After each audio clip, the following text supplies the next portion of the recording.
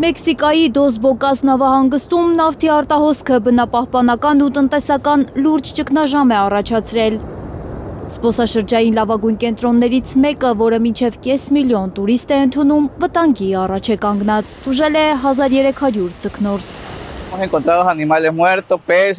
Արդեն մեկ շաբաթ է մնացել ենք անգործ, գալիս ենք ու դատարկաձեռն տուն ենք գնում։ Կենդանիները սատկած են, մեծ թվով ձկներ, ծովախեցգետիններ, յուղի մեջ կորած են։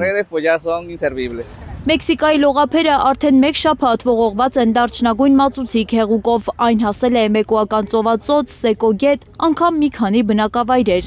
Իրավիճակն անհանգստացնում է ոչ միայն ձկնորսներին, այլև տեղի բնակիչներին։ Նայեք ցանցերին, դրանք պատված են յուղով, որքան էլ լվանում ենք, միևնույնն է, անօգուտ է։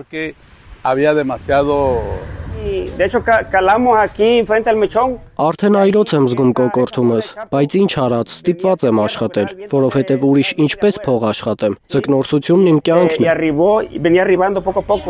Ինչպես պահեն իրենց տունը ձկնորսները, որոնց եկամտի միակ աղբյուրը ձկներն են, նրանք մի քանի անգամ դիմել են իշխանություններին խնդիրը լուծելու համար, բայց նրանք ձկան պես լուռ են։ Մինչև այժմ իշխանությունները մեզ ոչինչ չեն ասել, մինչև երբ պիտի անգործ մնանք։